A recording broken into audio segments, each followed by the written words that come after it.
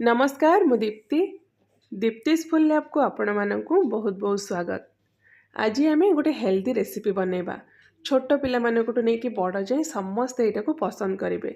आउ सबुदिन जदि आप भात डाली बा रुटी तरकारी खाई बोर हो गले इच्छा नहीं भात डाली रुटी तरकारी बनवाई तो ये रेसिपीटा आप ट्राए करूँ। हेल्दी सहित टेस्टी भी समस्त को पसंद भी आसब।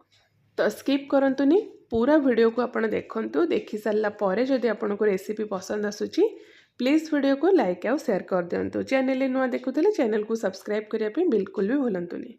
तो ये जो रेसिपी बनवा पाई ना फास्ट ये देखंतु एटा मु आधा कप मेजरमेंट रो गोटे मेजरिंग कप नेइची। सेथिरे आमे आधा परिमाण रे माने 1/4 कप आमे नेइचिबा मसूर डाली। एठी मु चोपा छड़ा मसूर डाली नहीं आपड़ चोपा लगी मसूर डाली भी नहीं पारे। तापर समान परिमाण रे माने 1/4 कप नहीं मुग डाली। मसूर डाली आम जी ना मुग डाली भी सेम परिमाण रे नवा। आउ दीटा जाक डाली मिसेकी माने 1/4 कप मुग डाली आ 1/4 कप मसूर डाली मिसेकी टोटाल ये आम डाली नवा आधा कप। ता सहित आधा कप नहीं चाउल। ये मु बासमती चाउल नहीं आप नॉर्मल घरे जो चाउलटा भात बनवाई यूज कर चाउलटा भी नहीं पारे। तो डालीर परिमाण जी चाउलर परिमाण भी आपड़ से रखिए। ये मुझे दीटा डाली रखी आपड़ जब चाहिए अलग अलग प्रकार डाली भी ये यूज करेंगे किंतु डाली टोटाल जी ने चाउल भी आपड़ से ने। तो डाली चाउल को भल भाव में आम 3-4 थर पानी धोईदेवा। तापर भल पानी अल्प किसी देकी जमती डाली चाउल बुड़ीकी रखापाखि 15-20 मिनिट बतरेकी रखीदे। आ 15-20 मिनिट पर ये देखूँ डाली चाउल हल्का आमर बतरी जाइए। तो एबे गोटे प्रेशर कुकर रे ना सब डाली चाउल को से पानी सहित आम ट्रांसफर करदे। तापर आम एथरे एक्स्ट्रा पानी ऐड करवा डाली चाउल सिझेबाई। तो ये ना आपड़ टे बेसी क्वांटिटी पानी देवे माने डाली चाउल मिसेक आम टोटाल 1 कप नहीं 1 कप डाली चाउल आम ये नहीं 5-6 कप पानी। आपड़ एतिकी पानी नेबे जेमती डाली चाउल सिझी सारला परे ना डाली चाउलटा सुखिला हेबनी टिके आमर ओदा रहिबो बा टिके मॉइस्चर जेमती रहिबो। तापर आम से आधा छोट चामच लुण देदेबा बा डाली चाउलर परिमाण देखिके आपड़ से लुण देदेबे। तापर गोटे तेजपत्र देकी प्रेशर कुकर लिड बंद करदे और डाली चाउल को सिझापी रखीदे। तो हाई फ्लेम रे आम प्रेशर कुकर 2टा हुइसिल आसवा जाए यहाँ को सिझेबा। 2टा हुइसिल आसला परे आप गैस फ्लेम को बंद करदे। तो नेक्स्ट ये देखूँ 2-3 मुठा मुझे पालंग शाग जोटा कि फ्रेश अच्छी आउ ए शागटा को मु भल भाव में बाछिकी ताको पानी रे 3-4 थर भल भाव में आप धोईदेवे। तो ये ना छोट पालंग शाग मु यूज करी। आउ जदि बड़ पालंग शाग थिबो बा तार जो डांगटा टिके मोटा थिबो से डांग पोर्सन को आपण बाहर करदेवे खाली पत्रटा को ही आपण यूज करेंगे। तो एबे शागटा को टिके ब्लांच करदे गरम पानी रे। तो फर्स्ट कौन करबा ना एमती पानी टिके फुटिया पई रखीदे गोटे बड़ जगार। तापर जितेबाला पानीटा आपंकर भल भाव में फुटीज गैस फ्लेम को आप बंद करदे। तापर शाग से देकी कभर करदे। कभर करके एक्जाक्ट आप 2 मिनिट से जो गरम पानी रे शागटा को छाड़देवे। तो ये ना शागटा को सिझेबा बिल्कुल भी दरकार नहीं। जस्ट पानी फुटिबो आप गैस फ्लेम को बंद करदे। तापर शाग देके कभर करके एक्जाक्ट 2 मिनिट छाड़देवे। बेसी टाइम जदि रखिए कि शागटा को आप सिझेदेवे ना तार कलर बिल्कुल चेंज हो टाइप ग्रीन रही। तो ये 2 मिनिट पर शागटा टिके नरम हो जाइए। एमती गोटे जाली रे बा गोटे स्ट्रेनर रे आम शागटा को बाहर करदे। आउ से जो शागटा को तुरंत आम नॉर्मल पानी देकी बा चिल्ड पानी जदि अच्छी फ्रिज रो ठंडा पानी बाहर करके आप शागटा को टिके धोईदेवे। तार टेम्परेचरटा टिके डाउन हो तार जो कलरटा एज इट इज सेमती ग्रीन रहिबो।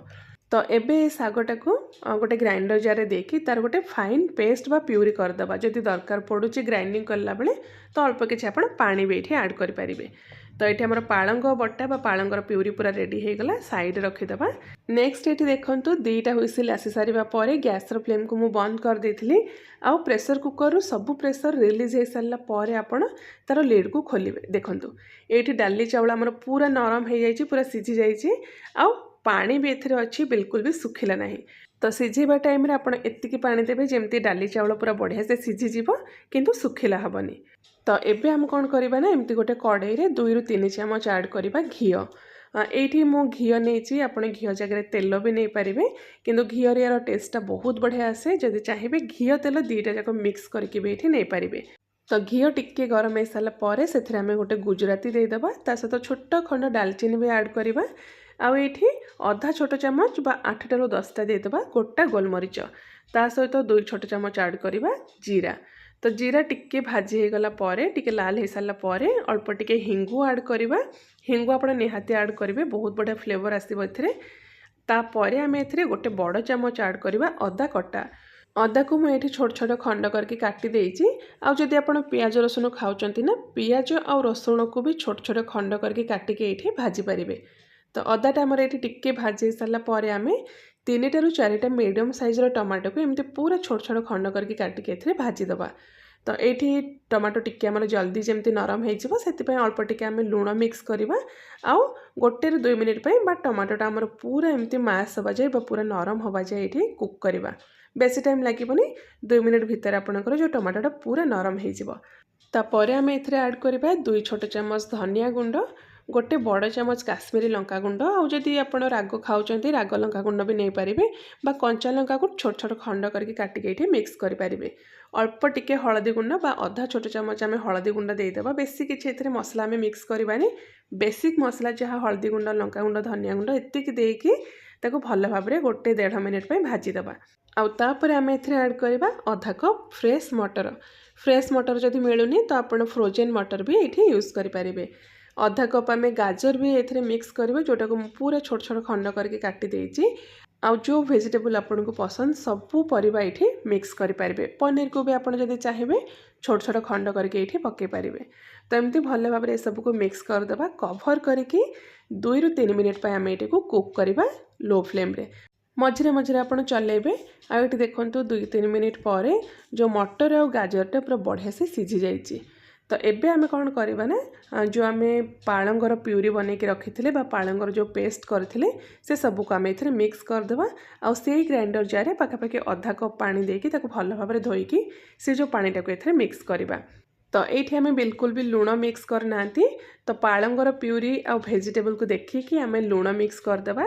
तापर ताको भल भाव एमती गोलेकी हाई फ्लेम रे पाखापाखि 2 मिनिट पे कुक करवा। बेसी टाइम यहाँ को सिझेबानी ना कौन हम ना ये जो पालंगर कलरटा ग्रीन कलरटा पूरा चेंज हो।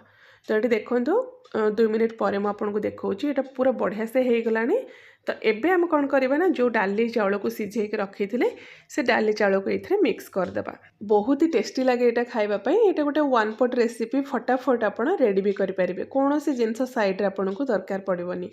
तो डाली चाउल दे सारा पर ताको भल भाव आप गोटे थर हाई फ्लेम रे मिक्स करदे।